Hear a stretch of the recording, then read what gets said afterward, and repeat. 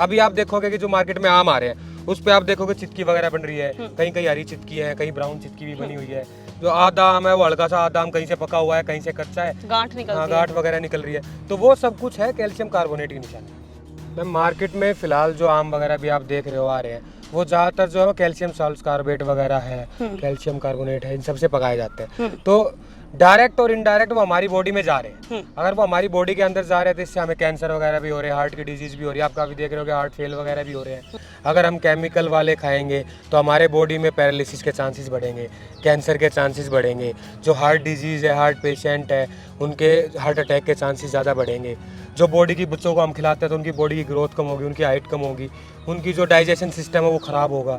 तो इस टाइप की काफ़ी डिजीज़ हैं, काफ़ी ऐसे ह्यूमन बॉडी पे असर पड़ते हैं जो हम केमिकल वगैरह फ्रूट खाते हैं तो उससे होते हैं। तो दोस्तों क्योंकि इस समय चल रहा है आम का सीजन, तो जबरदस्त हम आम बाजार में देख रहे हैं और उन्हें खा भी रहे हैं, लेकिन क्या आपको पता है कि कितने ज्यादा खतरनाक केमिकल्स के जरिए आम को पकाया जा रहा है? आज ये सारी जानकारी लेने के लिए आज हम आ गए हैं अपने देश के युवा किसान राहुल सहरावत जी के पास, जो फ्रूट एग्रीकल्चर में पीएचडी कर रहे हैं और इसके साथ ही 15 एकड़ से ज्यादा जमीन पर वो फलों की ही जो बागवानी है वो कर रहे हैं। फलों के बाग उन्होंने लगा रखे हैं और सबसे खास बात है कि बिल्कुल ऑर्गेनिक और बिल्कुल नेचुरल तरीके से फलों की पैदावार लेते हैं और फलों को पकाते हैं। तो आज हम उनसे डिटेल में जानकारी लेने वाले हैं कि जो बाजार में केमिकल युक्त जो आम हमें मिल रहे हैं, आखिर उनकी पहचान हम कैसे कर सकते हैं, कैसे हम उन आमों से बच सकते हैं और कैसे हम जो नेचुरल तरीके से आम पकाए जाते हैं उनकी पहचान कैसे कर सकते हैं। सारी जानकारी के लिए पूरा वीडियो जरूर देखिएगा। तो ज्यादा देरी न करते हुए मिलते हैं राहुल सहरावत जी से। पहले यदि अभी तक आपने अपने YouTube चैनल यूनिक फार्मिंग को सब्सक्राइब नहीं किया है तो अभी सब्सक्राइब करें, साथ ही बेल आइकन भी दबाएं ताकि आगे आने वाली वीडियोस की नोटिफिकेशन आपको मिलती रहे। नमस्कार। नमस्कार सबसे पहले मैं चाहूंगी कि आप हमारे दर्शकों के लिए एक छोटा सा परिचय दीजिए। जी, मेरा नाम राहुल सहरावत है और हमारा जो ये फार्म है वो मागडोला गांव में है। हम 15 एकड़ में आसपास हम ऑर्गेनिक फार्मिंग करते हैं। हम पिछले 10 से 15 साल ऑर्गेनिक फार्मिंग करते हैं और फिलहाल जो मैं हूँ मेरी जो है पीएचडी चल रही है हॉर्टिकल्चर फ्रूट साइंस में। ठीक है राहुल जी, जैसा कि आपने बता ही दिया, नेचुरल फार्मिंग, ऑर्गेनिक फार्मिंग की तरफ आप हैं। सेहत अगर आपको बनानी है, आपको दुरुस्त रहना है तो आप फलों का सेवन कीजिए। लेकिन जिस तरीके की चीज़ें हमारे सामने आ रही हैं कि ये फल ही हमारे लिए नुकसान कर सकते हैं, क्यों? क्योंकि इनको पकाने में केमिकल्स का छिड़काव किया जा रहा है। तो आप इसके पीछे की क्या सच्चाई हमें बता सकते हैं कि किस तरीके से इनको पकाया जा रहा है और ये कितने नुकसानदायक है? मैम मार्केट में फ़िलहाल जो आम वगैरह भी आप देख रहे हो आ रहे हैं वो ज़्यादातर जो है वो कैल्शियम सॉल्ट कार्बेट वगैरह है, कैल्शियम कार्बोनेट है, इन सबसे पकाए जाते हैं। तो डायरेक्ट और इनडायरेक्ट वो हमारी बॉडी में जा रहे हैं। अगर वो हमारी बॉडी के अंदर जा रहे हैं तो इससे हमें कैंसर वगैरह भी हो रहे हैं, हार्ट की डिजीज़ भी हो रही है, आप काफ़ी देख रहे हो कि हार्ट फेल वगैरह भी हो रहे हैं। तो इससे हम जितना ज़्यादा बच सकते हैं उतना ठीक है। अभी आप देखोगे कि जो मार्केट में आम आ रहे हैं उस पे आप देखोगे चिटकी वगैरह बन रही है, कहीं कहीं हरी चिटकी है, कहीं ब्राउन चिटकी भी बनी हुई है। जो आधा आम है वो हल्का सा आधा आम कहीं से पका हुआ है, कहीं से कच्चा है, गांठ निकलती हाँ है। गांठ वगैरह निकल रही है। तो वो सब कुछ है कैल्शियम कार्बोनेट की निशानी। अच्छा। जो ऑर्गेनिक आम होते हैं जो इथाइलिन वगैरह प्रोसेस से खुद अपने आप पकते हैं, उन आम में क्या रहता है कि जो रेगुलर पकाई है वो आती है। रेगुलर पकाई मतलब अगर आपका आम एक साइड से पकना स्टार्ट होता है तो एक साइड से पक के पूरा जाता है, और जो हम केमिकल्स वगैरह से पकाते हो कहीं से पक जाता है, कहीं से कच्चा रह जाता है, ऐसी टाइप का कुछ आता है, आप पहचान कर सकते हो। पर अगर हम फ्रूट नहीं खाएंगे तो हमारा पर डे का न्यूट्रिएंट इंटेक भी पूरा नहीं होगा। तो इसका ऑप्शन है कि आप अपने आसपास के काफ़ी लोग अभी प्रेरित भी हो रहे हैं, काफ़ी लोग ऐसे हैं जो आप ऑर्गेनिक फार्मिंग करते हैं, तो आप डायरेक्ट उनसे फार्म से वगैरह फ्रूट वगैरह खरीद सकते हो। अगर हम सीधे पेड़ की बात करें तो क्योंकि आप तो नेचुरल फार्मिंग कर रहे हैं, लेकिन पौधे की अच्छी ग्रोथ के लिए भी केमिकल का स्प्रे किया जाता है, और जो फलों का साइज बड़ा करने के लिए भी उसके लिए भी केमिकल का स्प्रे किया जाता है। तो ये कितना ज़्यादा नुकसानदायक साबित हो सकता है? मैम फलों का साइज बढ़ाने वाले जो केमिकल आते हैं वो ज़्यादातर जो रहते हैं वो रेड लेबल के रहते हैं। ये अपनी अलग अलग मान ले ग्रीन लेबल आती हैं। जो पेस्टिसाइड्स होते हैं उन पर लेबल लगे होते हैं कि ये ग्रीन है, ब्लू है, रेड है, येलो, ये 4 लेवल के आते हैं।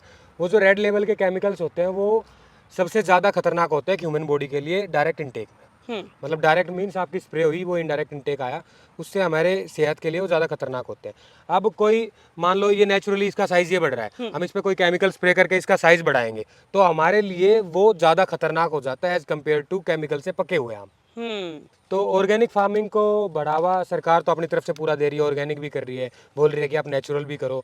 तो ज़्यादा से ज़्यादा मैं कहूँगा हमारे किसान भाइयों, मेरे साथ के बैच के लोग, काफ़ी लोग हैं जो ऑर्गेनिक फार्मिंग कर रहे हैं, काफ़ी बढ़ावा मिला है। तो एजुकेशन के जरिए ही आप ऑर्गेनिक फार्मिंग की तरफ शिफ्ट कर सकते हो। मुझे ऐसा लगता है सरकार से ज़्यादा अभी ना समाज को जागरूक होने की ज़रूरत है, और उनको इस ओर ज़्यादा कदम बढ़ाने की ज़रूरत है कि वो अपने बच्चों को अपने लिए इन जहर वाले फलों से बचने के लिए इस तरीके से प्रयास शुरू करें।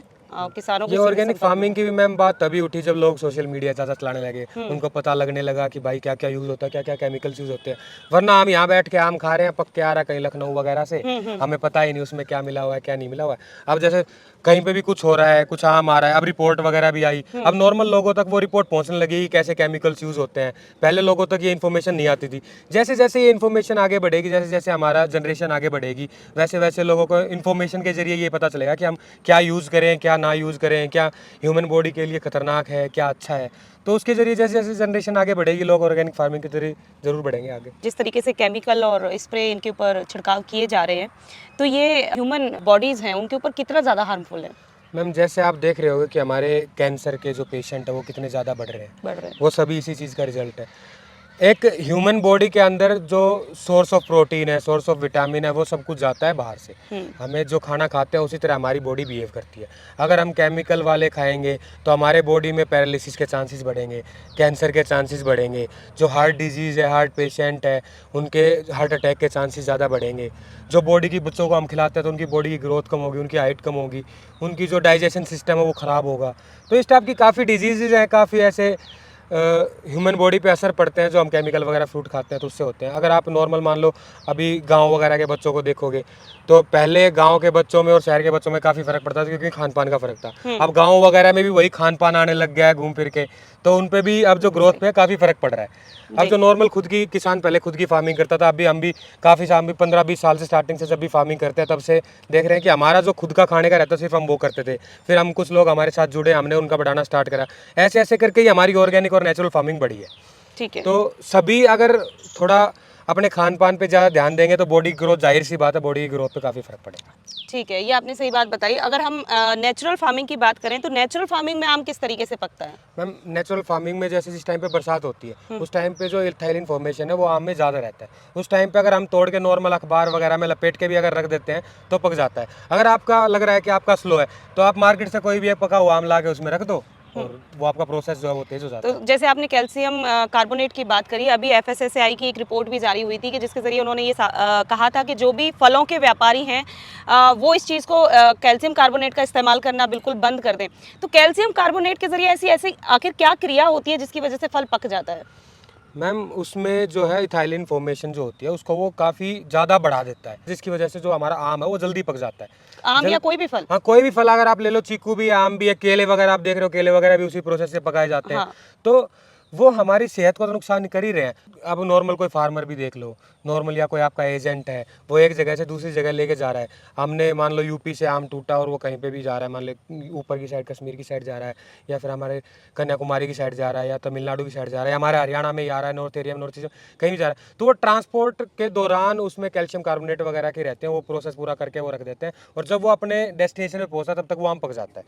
अगर हमारी अगर नॉर्मल टाइम में हमारे 7 से 10 दिन लग रहे हैं तो आप कैल्शियम कार्बोनेट के जरिए वो 2 से 3 दिन के अंदर उस आम को पका देते हैं। नहीं, उसका कारण जैसे आपने एक कारण मुझे सामने बिल्कुल जाहिर हो गया, ये चीज़ तो मुझे पता ही नहीं थी कि शायद वो रास्ते में आम खराब ना हो इसीलिए वो कच्चा तोड़ लेते हैं और फिर कच्चा वो तोड़ लेते हैं और रास्ते में वो पक जाता है। मैं आपसे बिल्कुल कारण ही पूछने वाली थी, जब नेचुरली कोई भी फल पेड़ के ऊपर पक सकता है तो क्या ऐसी ज़रूरत पड़ती है कि उनको आप कैल्शियम कार्बोनेट में जैसे पकाओ? हम कच्चा आम तोड़ लेते हैं, अब कच्चा आम तो अपने आप पकेगा नहीं क्योंकि उसके अंदर इथाइलिन अभी से इतना फॉर्म हुआ नहीं है। उस इथाइलिन की फॉर्मेशन को बढ़ाने के लिए सारे केमिकल्स वगैरह यूज होते हैं वो पकाने के लिए। ठीक है, तो आप बिल्कुल अपनी या तो डाली पर या किस तरीके से पकाते हैं? मैम नॉर्मल जो कुछ वेराइटीज़ के आम है जैसे अमरपाली वगैरह वो तो हमें पकाने पड़ते हैं नॉर्मल करेट में डाल के। जिस टाइम पे बारिश हो जाती है उसमें इथाइलिन फॉर्म हो जाता है, उस टाइम पे करेट में अखबार में लपेट के हम पका देते हैं। कुछ वेराइटीज़ है जैसे मल्लिका वगैरह होगी, चौसा हो गया, रामकेला हो गया, वो सब जो है वो पेड़ पे अपने आप पक जाते हैं। तो जैसे पहचान की हमें राहुल जी ने बहुत बहुत अच्छी चीज़ें बताई हैं कि जैसे कोई फल है उसके ऊपर अगर चकत्ते बने हुए हैं, जैसे हाँ हरे हरा कलर बना की हुआ है, चिटकी बनी हुई है, ब्राउन कलर की चिटकी बनी हुई है किसी भी आम पे, हाँ तो कहीं वो ज़्यादा ज़्यादातर पका है कहीं कम पका हुआ है, तो वो उससे भी ज़्यादातर पहचान कर सकते हैं। केमिकल्स की निशानी। तो वो कैसे इस केमिकल को छुड़ा सकते हैं? इज इट पॉसिबल कि धुल के ये साफ हो सकता है? मैम इथाइलिन फॉर्मेशन जब बढ़ जाती है आम के अंदर से तो ऐसा वेजिटेबल्स में तो काफ़ी हद तक आप मान लो नमक के पानी में उबाल के आप रख दो, भिंडी वगैरह भी रखते हैं नॉर्मल फार्म जो नॉर्मल घर में बनाती है लेडीज़, पर नमक के पानी में उबाल के रखती हैं। आम के केस में ऐसा नहीं हो सकता है क्योंकि उसमें जो इथाइलिन फॉर्मेशन है वो एक्चुअली में अंदर के उसके अंदर ही। प्रोसेस से हो चुकी है, तो उस टाइम पे आप उसको ठीक नहीं कर सकते हो। अगर उसको आप मान लो किसी गर्म पानी में उबाल दोगे नमक के में तो वो खराब हो जाएगा वैसे ही, वैसे बिल्कुल, खाने लायक मतलब नहीं इस रहेगा। चीज़ से तो ये सीधे सीधे साबित हो रहा है। हम लोगों के सामने जो एक चीज़ आती थी, हम लोगों को अब तक ये जानकारी थी कि आपके फ्रूट्स के ऊपर छिड़काव किया जा रहा है, जिसकी वजह से ये बिल्कुल जहर होते हैं। हम कोशिश करते हैं कि हम उन्हें अच्छे से धोते हैं तो हमें लगता है कि वो जहर से मुक्त हो गए, तो ऐसा बिल्कुल भी नहीं है। इसके प्रति बहुत ज़्यादा सावधान होने की ज़रूरत है, क्योंकि जो कैल्शियम कार्बोनेट के जरिए जो क्रिया की जा रही है वो फल के अंदर ही की जा रही है। अंदर ही कैल्शियम कार्बोनेट के जरिए उस फल को पकाया जाता है, जिसकी वजह से जहर पूरा अंदर फल के अंदर ही घुल चुका होता है। तो इसीलिए हमें सावधान होने की ज़रूरत है। हमें सीधे ऑर्गेनिक फार्मिंग जो कर रहे हैं उन किसानों के संपर्क में आने की ज़रूरत है। और मुझे लगता है कि यहाँ पर राहुल जी ने हमें बहुत अच्छी जानकारी दी है कि कैसे उसकी पहचान करनी चाहिए और इन सब चीज़ों से बचना चाहिए। तो मुझे लगता है अगर वीडियो पसंद आई है तो वीडियो को लाइक और शेयर करना ना भूलें, और अगर कोई जानकारी आप लेना चाहते हैं तो कमेंट बॉक्स में ज़रूर पूछ सकते हैं। धन्यवाद।